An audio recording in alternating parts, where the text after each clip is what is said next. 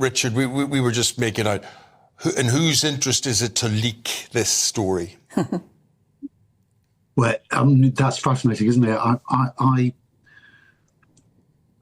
certainly know that there's a changed view in the Sussex camp.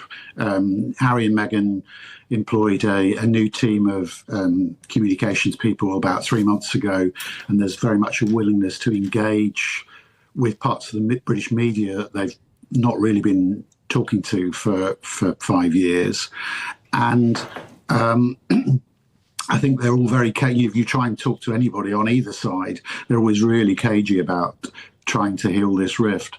But, Harry himself made it clear in a television interview in May that he wanted reconciliation and that he was just fed up with all of the arguing over it. So I certainly think that their camp wants reconciliation. On the King's side, you get mixed messages. I mean, round about that time, there was very much there was the anonymous royal sources were saying, how can the King trust Prince Harry and Meghan if he keeps repeating private conversations, and yet I think the Buckingham Palace has played a pretty straight bat to this, and I don't think they've ever closed the door to reconciliation. And it's been my personal view for a while that eventually this will happen. I'm not clear. I don't think anybody is yet how significant this step is. I mean, as I understand it, Meredith Mains, the new communications chief for the Sussexes, was coming over to London to meet contacts, talk to her new London team as well, and some meetings were arranged. I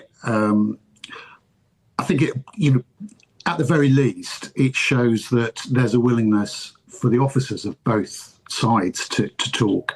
And amazingly, that hasn't really been happening for a long time. Let's talk about it. Let's talk about how they set him up to fail.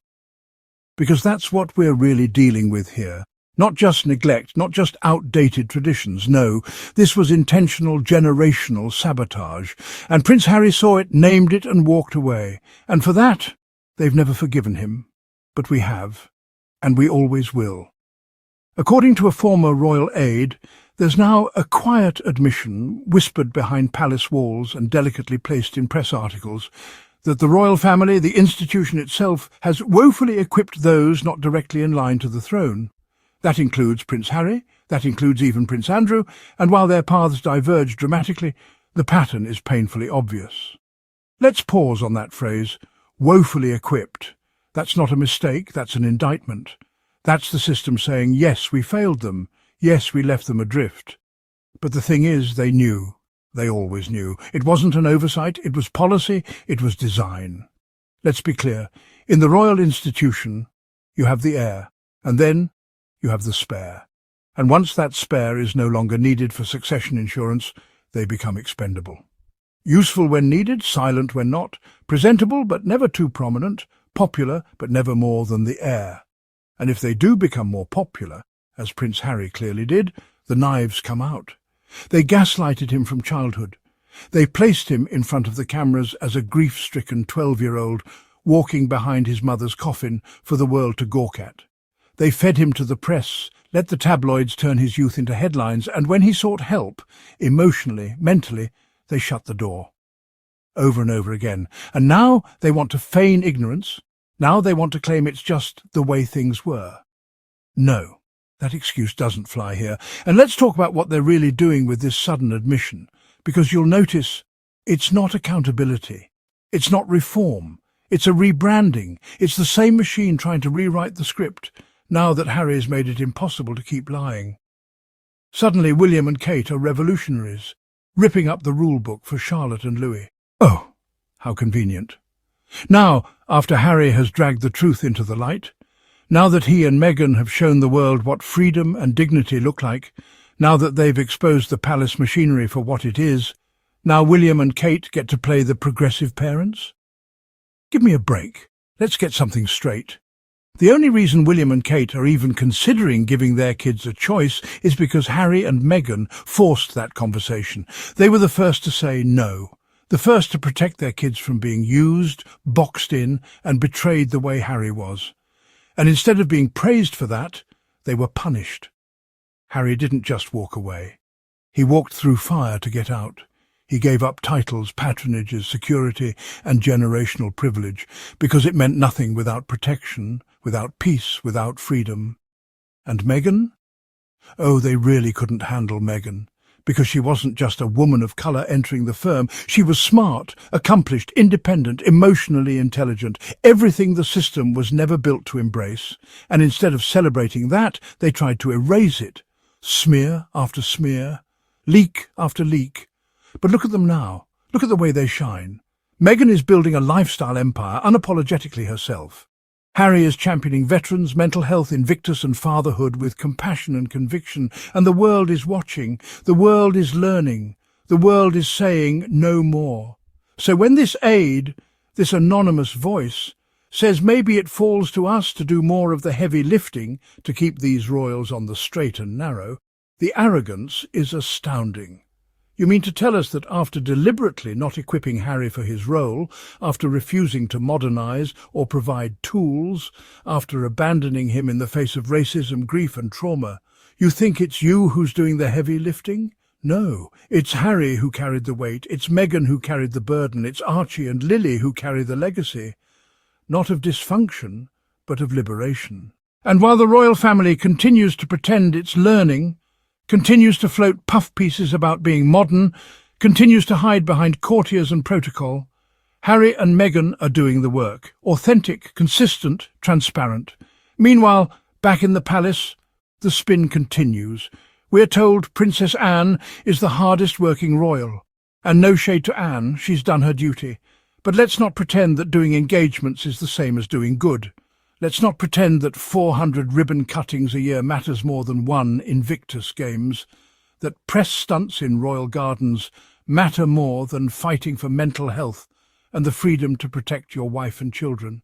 Harry worked, Meghan worked, and when the institution turned on them, they kept working, on themselves, on their family, on their vision. That's legacy, that's royalty. So yes, the firm failed Harry, woefully, repeatedly, but they didn't break him. They only revealed the strength he was always carrying. Let the palace whisper all it wants about being better prepared for the next generation. That's Harry's impact. That's Meghan's legacy. And the royal family can try to catch up, but the Sussexes already changed the game. They didn't just survive, they transcended. And to anyone still trying to minimise that, still trying to scapegoat Meghan, still pretending Harry is lost or bitter, understand this. They see right through you. And so do we. So if you're listening right now, if you've been riding with Harry and Meghan, if you've been cheering them on through the storm, if you see the value of truth, healing and generational change, this is your moment to stand with them. Subscribe to the Royal Sussex Squad. Hit that like button. Drop a comment letting the world know we see through the noise. We ride with Harry and Meghan, always have, always will, and if you'd like to support the channel and help us keep telling the truth, hit that super thanks. Every bit helps us keep going, keep pushing, and keep exposing what they never wanted us to know. Because this isn't just a story, this is a revolution. Harry and Meghan didn't break away, they broke free. Royal family accused of woefully equipping Prince Harry and Prince Andrew for roles within the monarchy. All of King Charles's siblings held working roles within the royal family.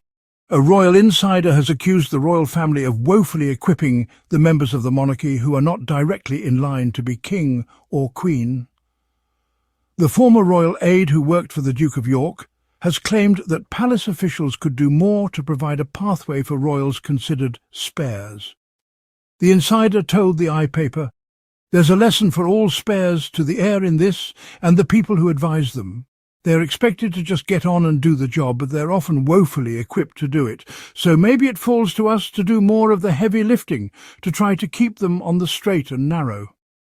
All of King Charles's siblings held working roles within the royal family. Princess Anne and Prince Edward still hold their positions within the monarchy, but Prince Andrew stepped down as a working royal in 2019. Prince William's brother, Prince Harry, also held a working role within the royal family until he decided to walk away from the firm in 2020, alongside his wife, Meghan Markle.